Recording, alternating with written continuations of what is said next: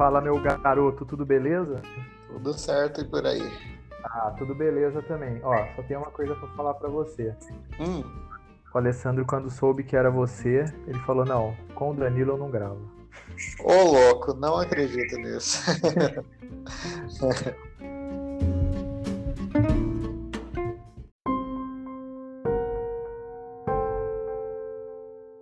E aí, rapaziada, eu sou o Éder de Oliveira.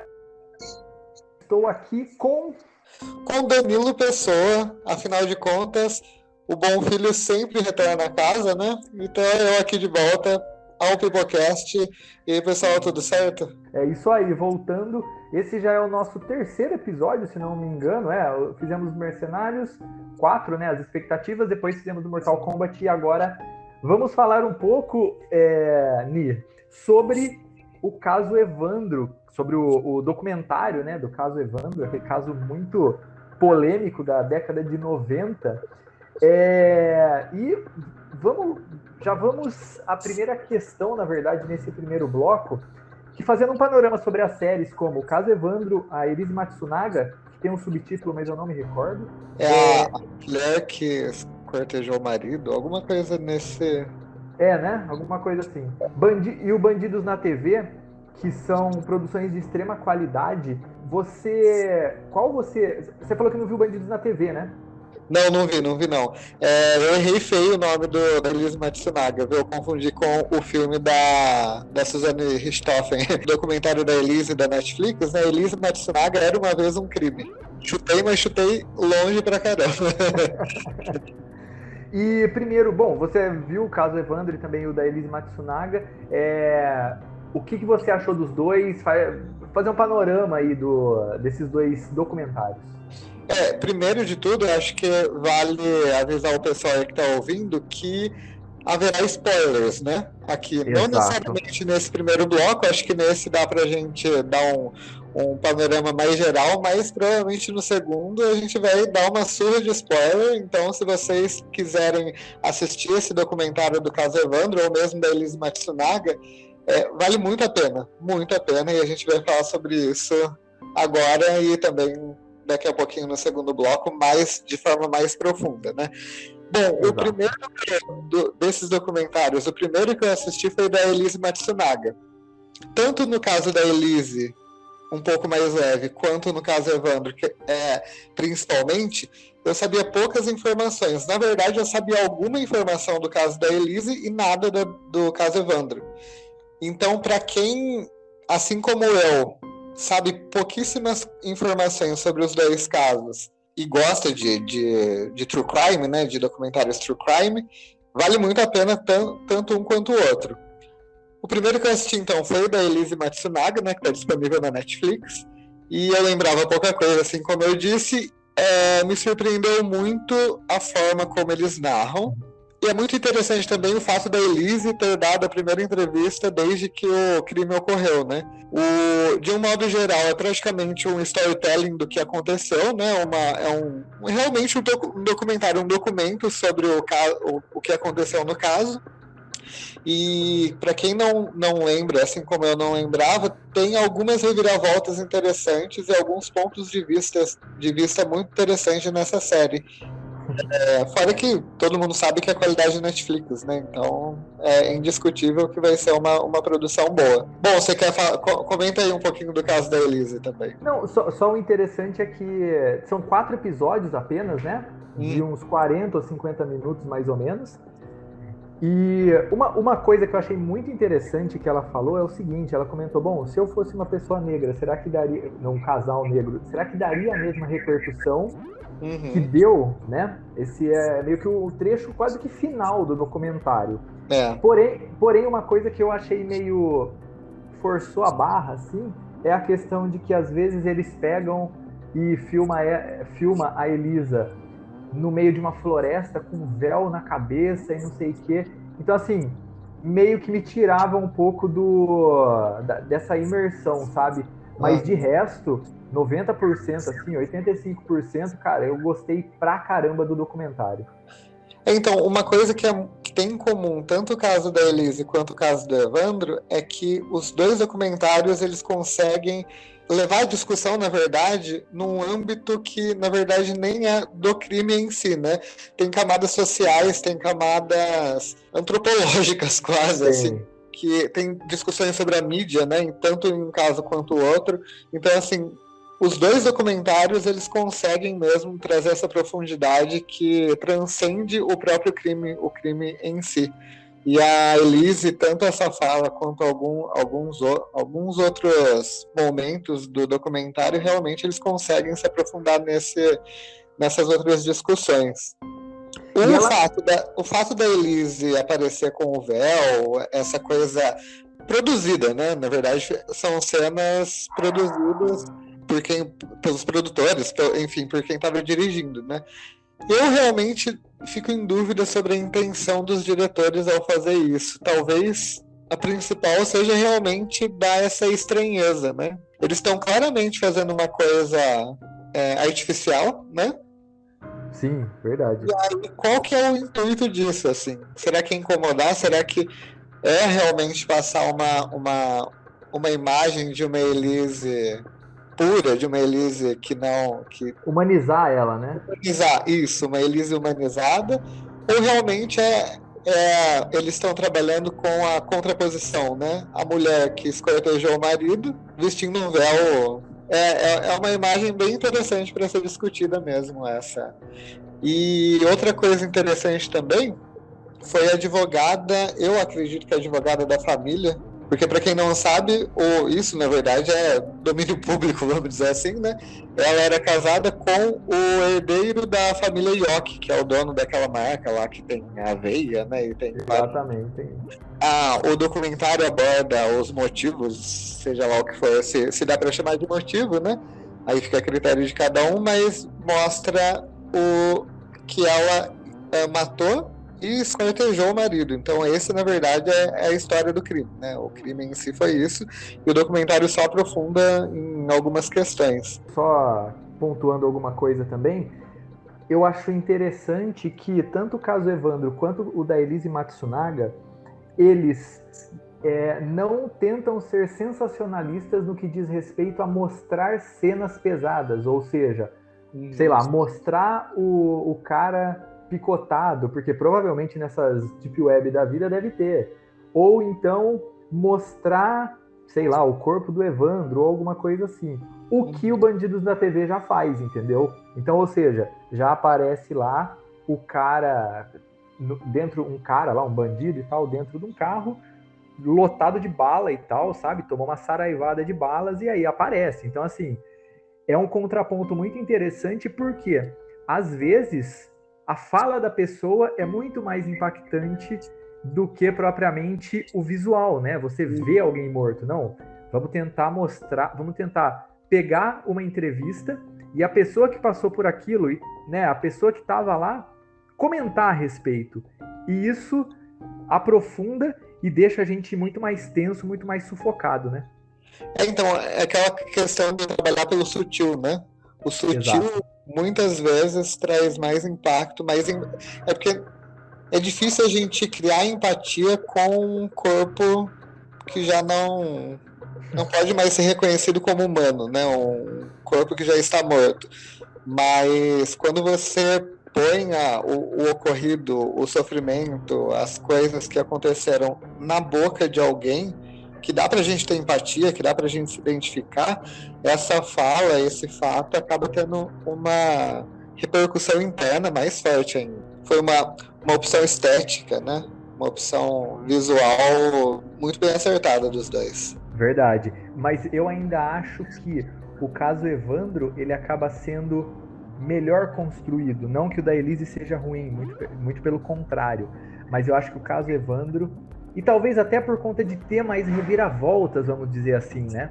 Ele acaba sendo melhor estruturado, e os 9 episódios, né? Eram 8, mas aí eles inseriram mais um por conta de tudo que as pessoas passaram e tal. Na verdade, o último episódio é um relato principalmente do Oswaldo, né? Principalmente do Oswaldo, falando o que ele passou e tudo mais. Enfim, e por conta disso, eu acho que o caso Evandro acaba sendo mais impactante do que o da Elise. O caso da Elise, ele tá muito calcado no depoimento da própria Elise, né? Então, assim, eu acho que o material do Evandro é mais rico. A grande diferença dos dois, além da história do Evandro ser realmente mais complexa, ser uma coisa absurdamente louca, né? Não que da Elise não seja, mas do Evandro eu pirei quando eu estava assistindo. Além disso, que nem eu falei, o da Elise, a produção e tal, mesmo a história, acho que não tinha mais para onde ir, eles fizeram um registro do ocorrido, tendo como grande novidade, entre aspas, a versão da própria Elise. Já o caso Evandro foi um trabalho investigativo mesmo que ocorreu, né? Então, assim, é até difícil comparar, porque a riqueza da produção do caso Evandro ela é muito difícil de ser vista. Na verdade, eu não me recordo agora de bate-pronto algum documentário que tenha me impactado tanto quanto o caso Evandro me impactou. E indo para a segunda... e tem uma questão também da Elise, do documentário, que é também um registro, ela mesma fala, que é um registro para a filha dela assistir no futuro, né? Uhum. Tem essa pegada também dela de ser não só, óbvio, um produto, um material para o público, mas principalmente para a filha, que provavelmente ela nunca mais vai ver, né? Tem até uma novidade a respeito disso, eu li hoje, inclusive, que a família do York, né? Os herdeiros da York, eles estão querendo tirar o nome da Elise da certidão de nascimento da filha dela. Então tá rolando uma briga na justiça para realmente anular todos os direitos maternos da Elise para com a filha dela. Então vamos ver as cenas dos próximos episódios dessa grande tragédia, né? Indo para a segunda questão, quais você acha outros casos que seriam interessantes de serem abordados com essa temática mais investigativa? Você pensou em algum assim? Pensei em vários, na verdade. Você quer falar alguns também? Eu pensei em dois. Eu pensei em dois especificamente, que é o caso do Bruno, né, da Elisa Samúdio e tal. Não encontraram o corpo ainda e é todo aquele mistério envolvendo. E também o caso da escola de base, né, que a gente, na faculdade de jornalismo, a gente estuda a respeito disso e tal. Tem até o documentário no YouTube de uns 50 minutos falando depois dos 20 anos, mas assim, eu acho que poderia ser mais aprofundado, sabe? Poderia ter mais coisas, porque o caso foi tão sério, o caso foi tão problemático que mereceria, assim como ocorreu ou está ocorrendo a retratação com os Abage, enfim, lá no caso Evandro, uma retratação com o pessoal que era da escola, funcionários, professores, etc. Interessantes esses dois casos que você levantou, porque os dois, como relação, assim, eles meio que conversam, assim como conversa com o caso Evandro, em certa parte com o caso da Elise, todos têm um elemento de meio que surto coletivo, né? Sim. Então, esse da escola de base é inegável. Quem conhece um pouquinho dessa história sabe que foi um surto coletivo mesmo, né? Lógico que, na verdade, aquele negócio do efeito manada, né? Um vai falando, e sem provas a gente acaba acreditando na versão que é passada pra gente. Sim.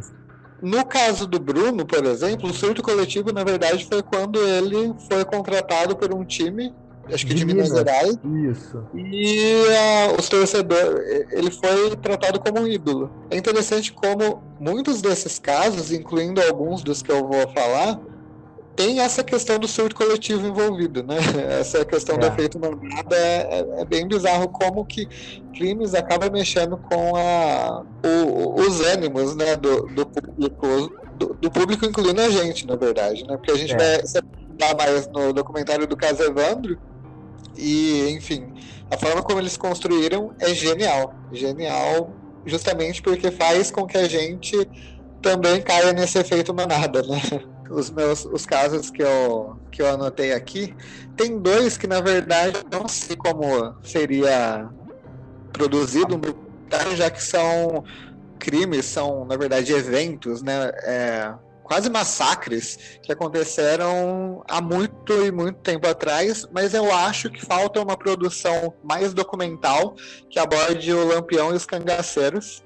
Eu tive a oportunidade de ir lá em Alagoas e na cidade que o Lampião, a Maria Bonita e a maior parte do pessoal do cangaço morreu, até eu passei em frente ao prédio que tem aquela foto clássica da cabeça de todo mundo e tal. Então, Sim. assim, só de ter esse pequeno contato que eu tive, eu já vi que é uma história rica, né? Outro que também aconteceu há muito tempo atrás e realmente merece uma produção documental é o massacre que teve nos Palmares, né? Com o Zumbi dos Palmares, Dandara e tudo mais. Eu também visitei o local que na época foi a República dos Palmares. E assim, é uma história riquíssima que eu acho que vale muito a pena. São crimes, não deixa de ser crimes, né? Então, o Lampião, ele é criminoso e foi, bem entre aspas, vítima também, né? Sim. É assassinado, e o caso dos Palmares é realmente um dos massacres mais vergonhosos. Como casos mais históricos, eu anotei esses. Casos mais atuais, mais contemporâneos, eu acho que, se não for um documentário, pelo menos uma produção mais curta, assim, é do Maníaco do Parque, que eu acho que foi o primeiro caso que eu me lembro, assim, de um assassinato, de uma série de assassinatos que eu lembro que eu era criança e todo mundo falava o Maníaco do Parque, o Maníaco do Parque. Então foi um caso muito emblemático. Outra que eu anotei já se transformou num filme, é o da Suzanne Richthofen, mas eu não sei se existe um documentário. Então, porque o caso da Suzane não é só o crime em si, mas também como ele se repercutiu na família. Eu andei lendo algumas reportagens que falam que a respeito do irmão. O irmão dela, que obviamente perdeu os pais, e perdeu a irmã também, né? O quanto isso afetou a vida dele. É uma coisa bem pesada. Já a Suzane tem uma questão muito interessante, que é a dela, ela ainda está presa, né? A passagem dela na prisão, porque ela, sendo de uma família de classe média alta, nunca tendo pisado numa prisão, tendo uma vida, né, sendo criada com dinheiro e tal, ela, mesmo com isso, a gente imagina que ela vai, entre aspas, sofrer na prisão, né? Mas a informação que eu tive pela imprensa é que ela, na verdade, está se dando super bem na política, naquele jogo de poder que existe na cadeia, na prisão. Caramba. Então, assim, ela é uma das meio que das líderes, sabe? Então, Ou seja, no fim das contas, o sistema carcerário, no caso dela, sim, e no caso de muitos, o sistema carcerário que era para ser um recomeço, enfim, não é, né? Essa ressocialização meio que não existe, né? Sei lá, pelo menos para ela e para muitos também, né? e para muitos, mas também tem uma questão de sobrevivência, né? O É. importante para mim, na verdade, é o quanto ela conseguiu se adaptar. Ela se adaptou, então, assim, eu acho que isso seria muito interessante num documentário. O que eu anotei aqui, eu acho que daria um super documentário, é o caso Eloá, que foi o cárcere privado mais longo da história do estado de São Paulo. E também tem a questão da mídia super presente nesse caso, né? Foi uma das atuações mais vergonhosas da imprensa brasileira, foi nesse caso Eloá, capitaneado pela grande, só que não, Sônia Abrão, né?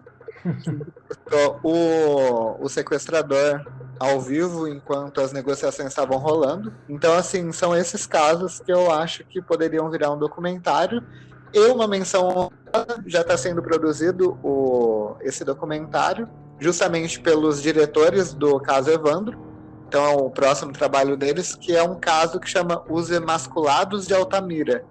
Eu, sinceramente, sei que envolve crianças, mas não sei muito profundamente, porque eu quero me surpreender tanto quanto eu me surpreendi com o caso Evandro. Bom, e se você também que está ouvindo lembra de algum caso e acha que seria interessante um documentário a respeito, deixa nos comentários aí e a gente vai batendo aquele papo. Logo após a vinheta, a gente volta para o segundo bloco para falar aí sim, mais especificamente do caso Evandro. Então até daqui a pouco.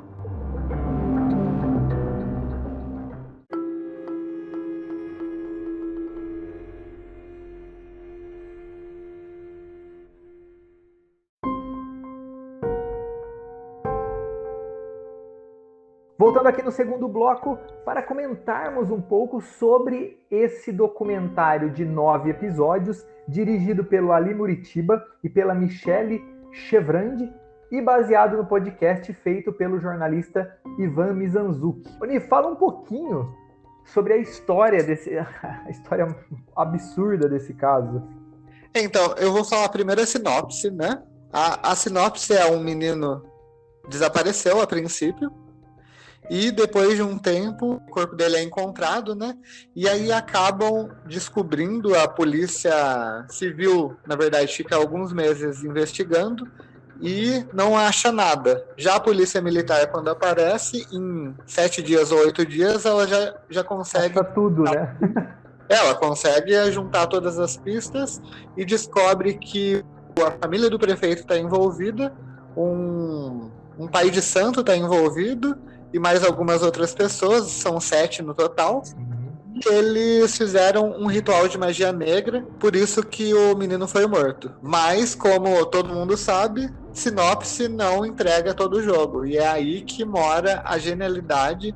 É aquele negócio, né? Se o caso Evandro fosse ficção, os roteiristas não conseguiriam pensar numa coisa tão absurda quanto é o caso Evandro. A gente estava no segundo episódio, daí aí eu e a Sabrina, né? A gente estava assistindo, e ela comentou assim, mas, tipo, 9 episódios? Onde que vai? Porque meio que já desvendou o crime.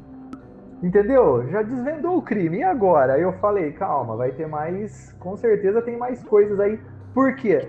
Eu tinha ouvido, na verdade, 2 ou 3 episódios do podcast do Ivan, e chama Projeto Humanos, e eu lembrava uma coisa ou outra, mas não lembrava tudo, tanto que o projeto tem mais de 30 episódios. E aí vai a questão também, essa primeira questão aí, que enquanto a série de podcasts ela conta com mais de 30 episódios, alguns de 2 horas, são mais de 40 horas de material, o seriado tem 9 episódios, né? O seriado da Globoplay. Você acha que isso pode influenciar nessa contagem da história?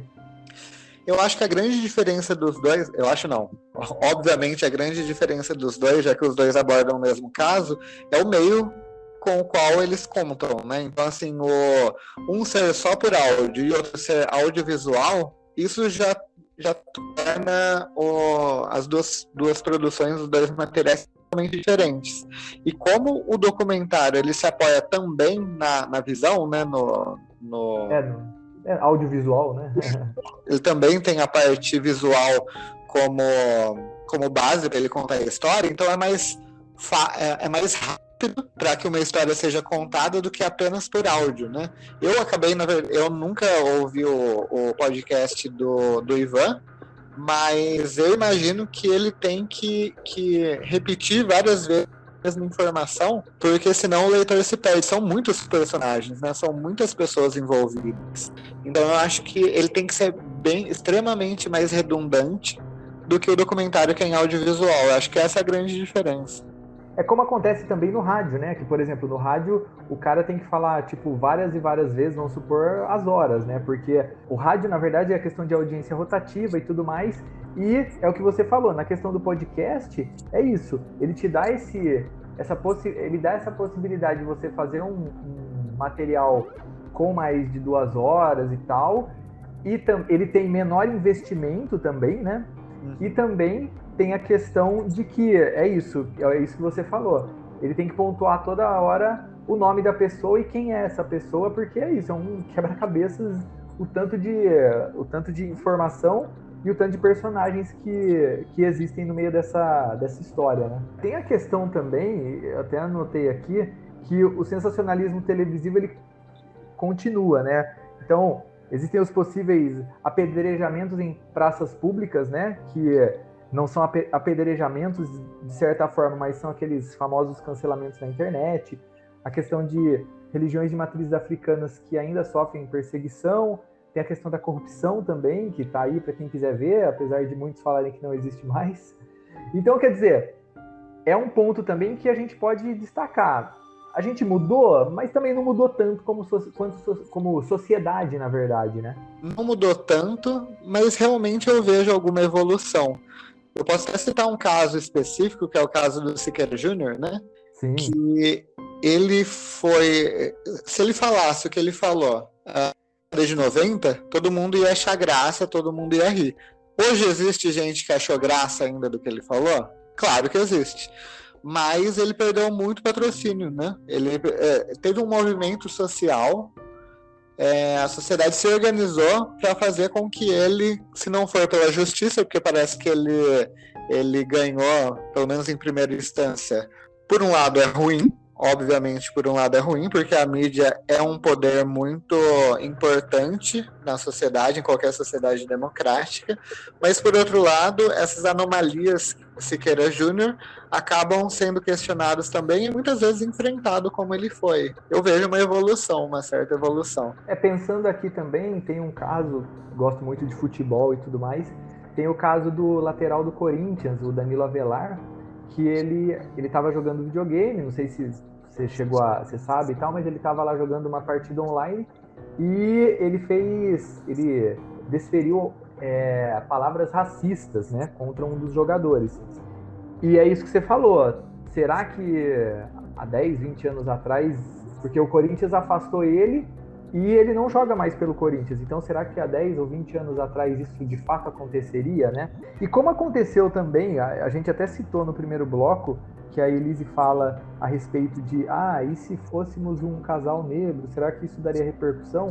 A mesma coisa acontece aqui, a gente fala que será que se o Evandro e o Leandro fossem crianças negras, esse caso teria a mesma repercussão? Então, não, eu acredito que não, mas é interessante que mesmo entre o Evandro, que era uma criança do do Paraná, loira e branca, e o Leandro, que era uma criança loira e branca, eles tiveram repercussão, os dois casos tiveram repercussão bem diferente um do outro. Muito. O caso do Leandro, ele aconteceu primeiro, no mesmo, para quem não assistiu o documentário, essas duas crianças sumiram na mesma cidade, uma cidade bem pequena. O Leandro era de uma família pobre e o Evandro era de uma família, além de rica, ele era de uma família que era envolvido na política da cidade.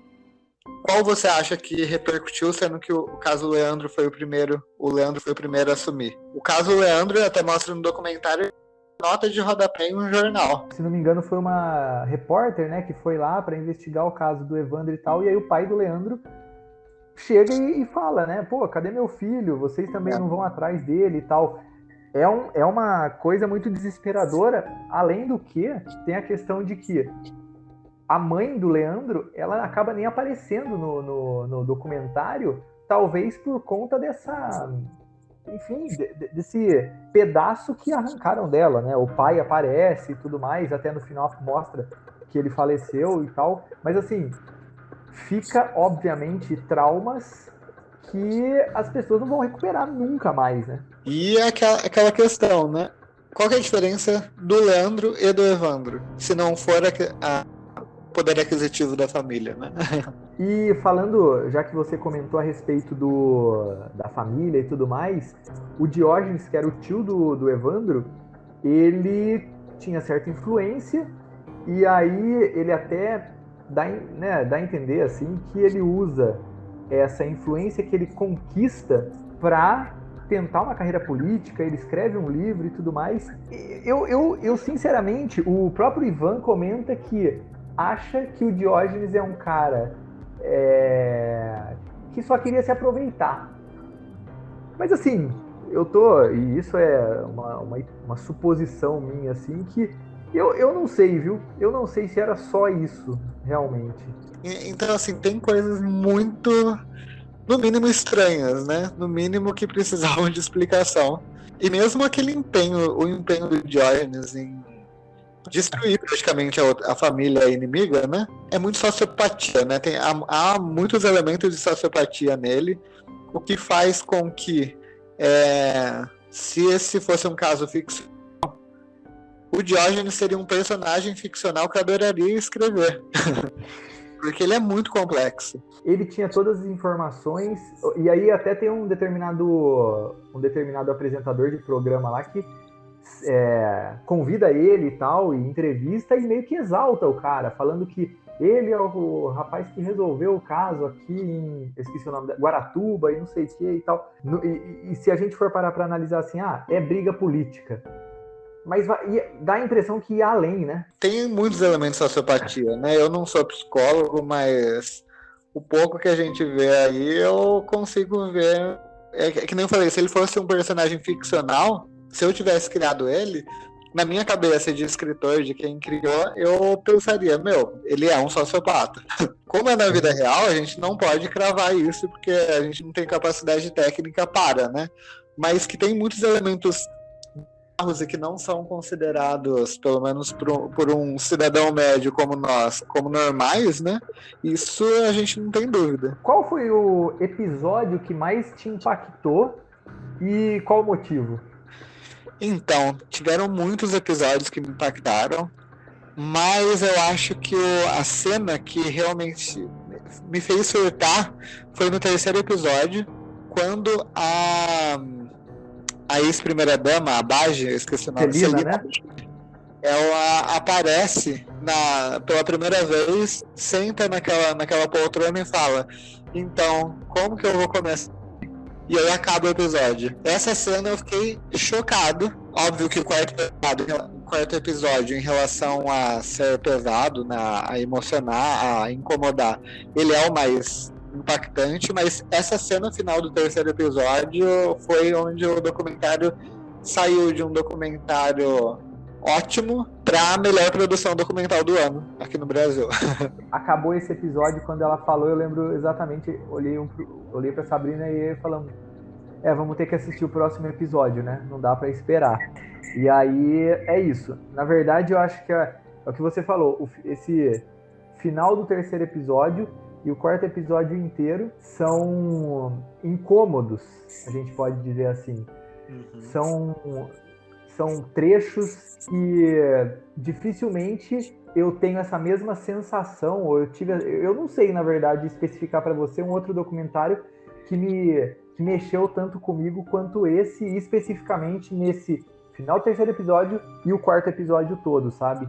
Porque é pesadíssimo, ele é tenso, e no último episódio, na verdade, nesse quarto episódio, eu acabei, óbvio, é pesado, é tenso e tal, e eu guardei aquela sensação ficou meio internalizada. No último episódio, até com o Oswaldo e os filhos dele cantando rap, não sei o quê, e talvez até por conta, é o nono episódio, é o fim, e aí depois dá pra você descarreguei aquela emoção, sabe? Mas sem sombra de dúvidas, o quarto episódio pra mim, ele todo, e é um misto de você ficar chocado, de raiva, daquelas pessoas ouvir. Acho que é no quarto episódio que eles ouvem a fita, né? Não é não. O sétimo. É o sétimo, não. Então é o sétimo episódio que eu tô falando. O sétimo episódio você tem uma mistura de raiva, de medo, de nervosismo. E, obviamente, o quarto episódio também tem a questão da Celina Badi comentando sobre a violência e tal. E também, nossa, é tenso, né? Tenso pra caramba. Aquela velha questão é tão óbvia, mas a gente precisa falar muitas coisas óbvias, né? É por essas e outras coisas que quem é a favor da tortura tá, no mínimo, totalmente errado. No mínimo. Pra não falar mal intencionado, né? Pra não falar sobre caráter. Sem dúvida. Não, e é muito engraçado porque a gente acaba, depois de tanto tempo, e a gente, é o que você falou, tem que tocar nesse assunto, depois de tanto tempo que passou. Na década de 90 ainda existiu esse tipo de coisa, e aí passou, e acaba existindo, e a gente acaba nem sabendo e tal, e hoje em dia a galera ainda pede intervenção militar. Então é isso. Desculpa, não entendi. Tem gente que elogia torturador, né? É isso, é exatamente isso. Então é o que você falou. É óbvio, talvez não seja tanto, entendeu? Para algumas pessoas. E o que você acha das atitudes como a do Requião, né, que era o governador do Paraná naquela época, que ele peita, fala mal da Globo e não sei o quê, e aí diz que ele fala assim que eu, como governador, tinha coisas mais importantes para fazer. E do promotor também, o Paulo Sérgio Markovics, que ele só acredita, e entre grandes aspas, nas torturas, depois de ouvir um trecho específico da fita, sabe? O que você acha disso? Então, o Requião, na verdade, é muito interessante você ouvir ele falar, porque ele usa uma técnica, né, que muita gente usa, que é pegar um bode expiatório e eximir ele da culpa que ele teve. Ele pode até não ter tido conhecimento naquele momento, tanto que alguns anos depois foi ele mesmo que extinguiu, né, esse grupo que era acusado, né, de muitos crimes e tal. Mas, de qualquer jeito, ele sendo governador, sendo o chefe de tudo, ele tinha, sim, alguma parcela de culpa. Então, assim, o mínimo é um pedido de desculpa. Só que, ao invés disso, ele se eximiu da culpa e fez o que atualmente o Bolsonaro faz com os comunistas, que são o inimigo, né? Ele fez isso com a Globo. Então, a Globo era o inimigo. A Globo era a culpada. A Globo... Óbvio que a mídia foi culpada também, mas você apontar o dedo pro outro sem fazer a avaliação da sua própria culpa, né? Da sua própria culpa, né? Da sua própria participação, aí é muito fácil. Na questão do Requião é exatamente isso, sabe? É exatamente isso. É o que a gente tem visto nesses últimos tempos aí. E aquilo, eu até concordo, eu já ouvi várias pessoas falando que, na questão do Bolsonaro, por exemplo, que talvez uma das coisas mais interessantes que ele fez foi cortar a grana que o governo dava para a Globo, enfim. Porém, ele tirou da Globo, mas ele investiu na Record, entendeu? Ele investiu na Band, que é muito complicado, sabe? Fez certo? Até que ponto, sabe? E na questão do promotor, o Paulo Sérgio Markovics, é um cara que, assim, é muito difícil. O próprio Ivan, eu vi uma entrevista, ele falou, olha, ele é o terceiro promotor do caso, e eu não acredito que ele tenha tido más intenções, assim, nessa questão de ouvir as fitas e ficar tendo a dificuldade de acreditar naquilo.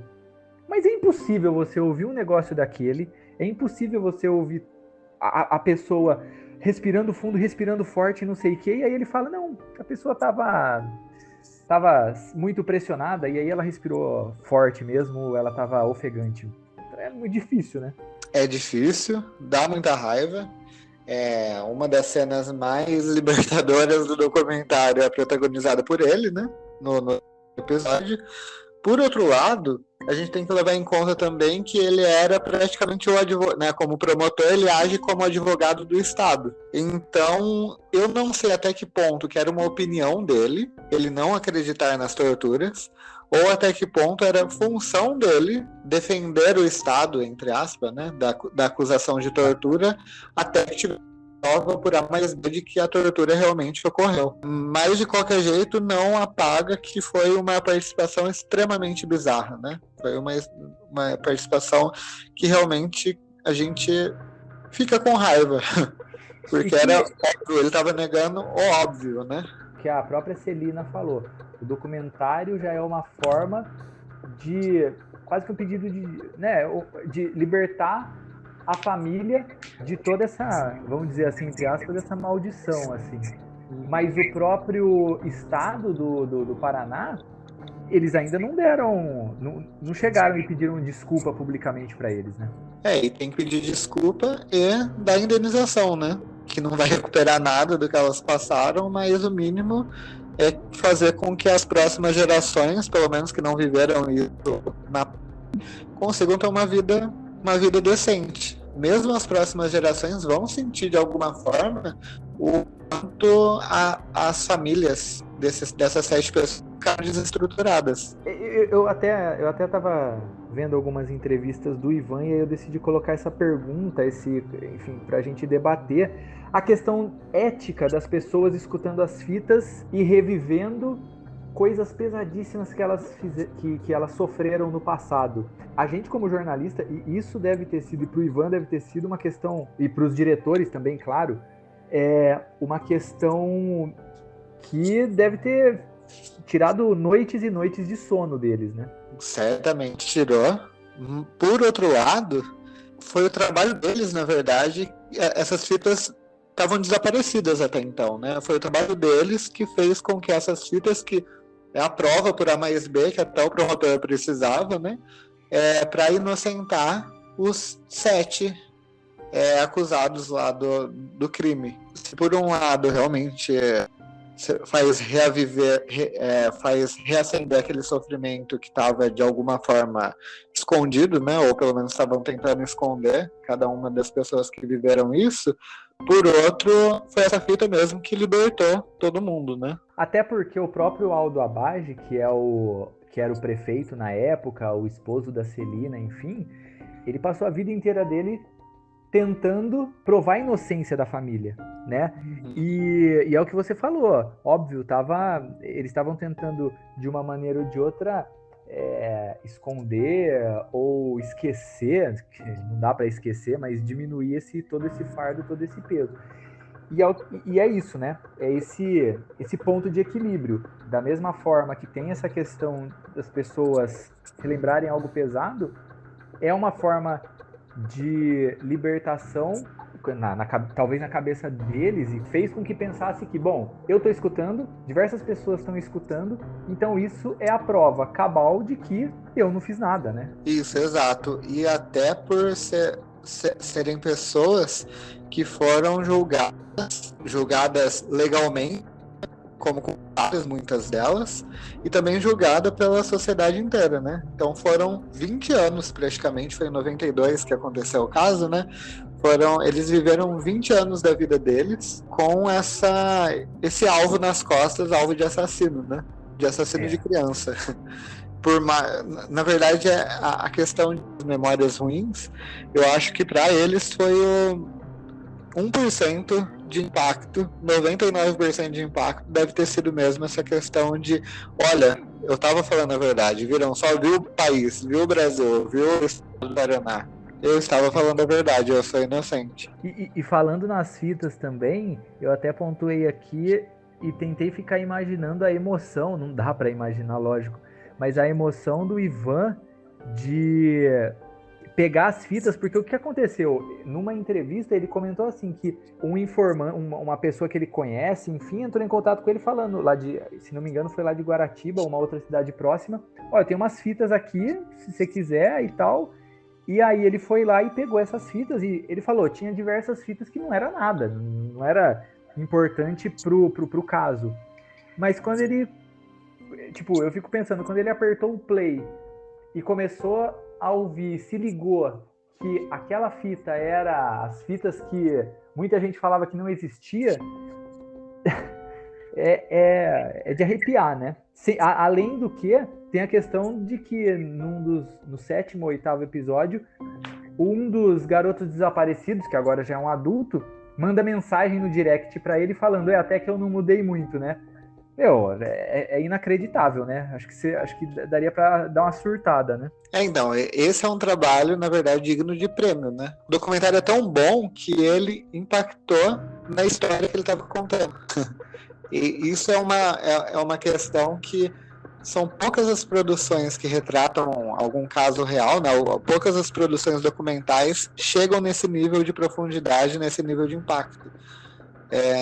Então, realmente, acho que foi a prova para quem estava envolvido nessa série documental, de que o trabalho deles tinha surtido efeito, tinha tido impacto, tinha transformado vidas, literalmente transformado vidas. Né? Você acha que a hipótese levantada pelo Ivan do serial killer, ela pode ser, ela é válida, assim, ou enfim, você acredita nela? Você acha que pode ser algo desse tipo? É difícil falar, né? Eu acho que ela é válida, eu acho que pode ter acontecido. Só que, por outro lado, é uma resposta, eu acho que é uma resposta muito fácil para um caso que é tão complexo, envolvendo tantas questões de poder. Eu acho que é uma resposta possível, mas muito fácil. É basicamente você dar uma solução onde ninguém que esteja envolvido com o poder sofra, né? Olha, foi o outro, foi alguém que a gente nem conhece, ninguém daqui, não foi ninguém daqui, viu? Não foi ninguém envolvido com a família do governador, ninguém envolvido com a família do prefeito, ninguém envolvido com polícia, nada. Foi alguém de fora e fez tudo isso, viu? Tá bom? Então tá bom. E nada mudou. Então, assim, porque aquele menino, que hoje é um adulto, quando ele procurou o Ivan, ele não tinha intenção nenhuma de mentir, né? Óbvio que o que ele contou foi o que realmente aconteceu, mas eu acho que é um resultado, uma explicação muito fácil, isso que me incomoda. Tem toda a razão. E eu acho também que até, por exemplo, a gente não sabe, lógico, o que passa na cabeça dos pais, assim, mas até para os pais também é uma, o cara, ele espera há mais de 20 anos uma resposta e virar para eles e falar, bom, foi um serial killer que na época estava matando crianças e é isso, né? Então acho que também, lógico, a frustração maior deles é não ter o filho por perto, é não ver o filho crescer e tal, mas essa seria também uma frustração, sei lá, que eu imagino que seja, que pudesse ser gigantesca também, né? Concordo mesmo. Voltando a falar na questão, a gente estava falando do torturadores e tal, e eles raramente são penalizados aqui no Brasil, e tanto que existem até homenagens, né? Tipo, nome de rua, e é muito doido isso, né? Aqui no Brasil, e pouca gente sabe, né? Bom, eu moro na rua Coronel não sei o que lá, e o cara era um puta de um torturador, e beleza, sabe? Passa batido, né?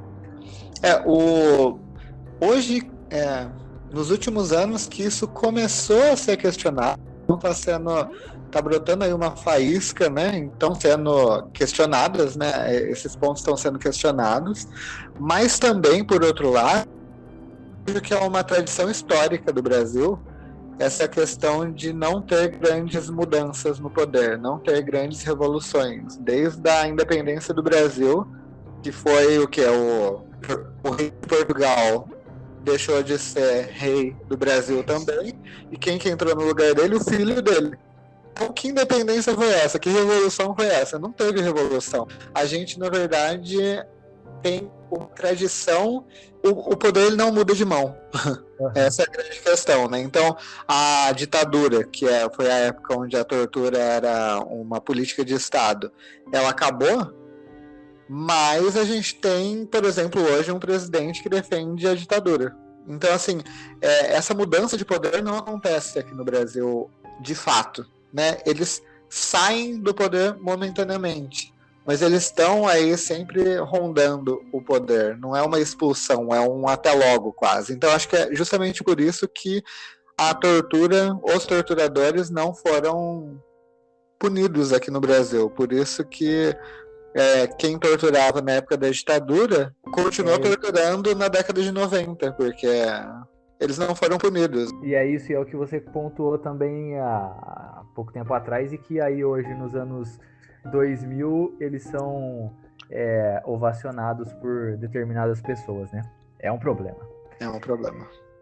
E o último episódio, como a gente falou rapidamente, é baseado nas consequências, né? Não só do Oswaldo, talvez o Oswaldo tenha sido o foco principal, porque ele não dava entrevistas, né? Antes. Não, esse é o 9º episódio, né? Ele não dava entrevistas e tal, mas aí ele deu a entrevista falando a respeito das consequências, como isso marcou a vida dele para sempre.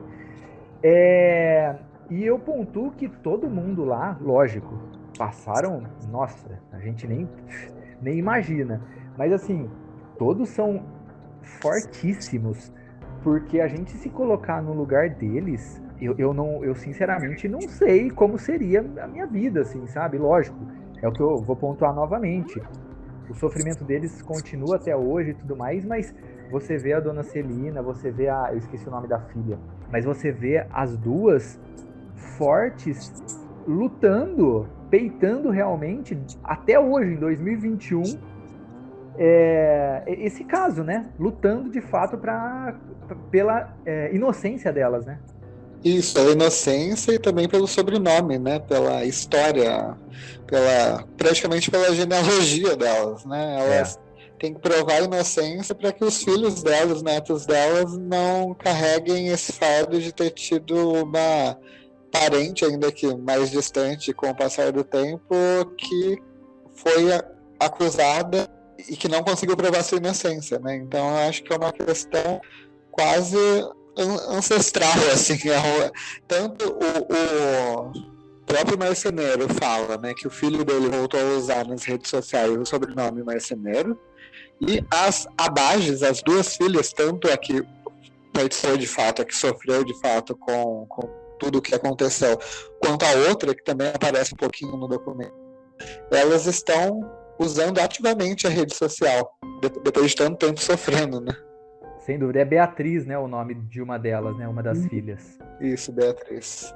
E falando a respeito do seu histórico de autor, um caso como esse, investigativo, você até comentou do Diógenes, mas você acha que ele atiça de alguma forma você como autor? Na verdade, a gente até fez esse comentário, né? Mas o grande pensamento que eu tive, um dos pensamentos que eu tive enquanto eu estava assistindo, era que se isso fosse ficção, ele teria ido longe demais. Né? Isso a gente até comentou aqui hoje, mas que a ficção ela não consegue a realidade muitas vezes, né? Se você for ver, por exemplo, o universo da J.K. Rowling, por exemplo, que é do Harry Potter, que é um universo fantasioso, ele é quase mais crível do que o caso Evandro, de tão absurdo que o caso Evandro é. Então, assim, isso mexeu muito comigo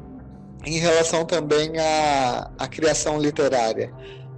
O caso Evandro é tão completo que ele segue praticamente a jornada, né? Por isso que o nono episódio ele é tão importante para fechar essa história.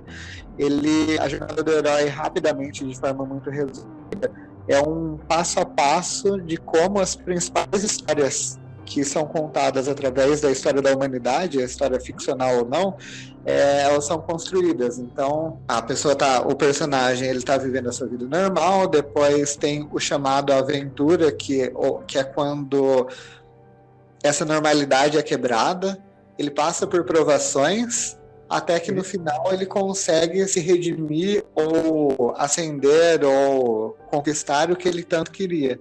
A gente percebe que os 7 personagens que foram acusados, eles percorreram toda essa trajetória da jornada do herói, o que é muito interessante. Mesmo com os exageros, entre aspas, do caso, se ele fosse uma história ficcional, ele seria uma história genial também. Ele seria uma história que daria um filme, que todo mundo falava, nossa, que história bem construída, bem amarrada, etc, etc.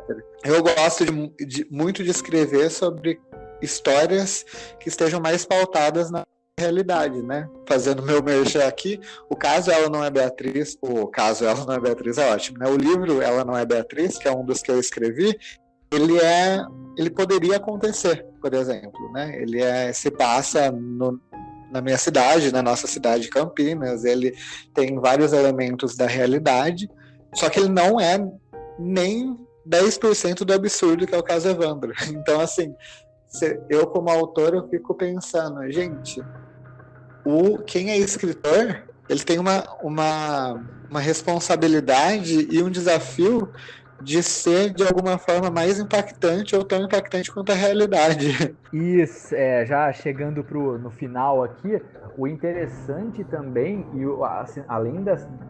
Foram várias sensações, na verdade, nesses 9 episódios, mas quando acabou, a sensação de medo, eu não sei se você teve essa sensação também, mas medo, na verdade, ainda tem pessoas assim nesse mundo, óbvio, sempre vai existir assim, mas uma questão de ficar indefeso mesmo, sabe? Um medo nesse nível. Eu não sou pai, mas eu acho que quem é pai, quem é mãe, vai ser impactado de uma forma ainda mais complexa. Quem é mulher, na questão do abuso e tal, cada um vai ser impactado de uma forma, mas assim, esse medo que eu tive depois que eu assisti a série, rapaz, eu nunca tinha tido, não.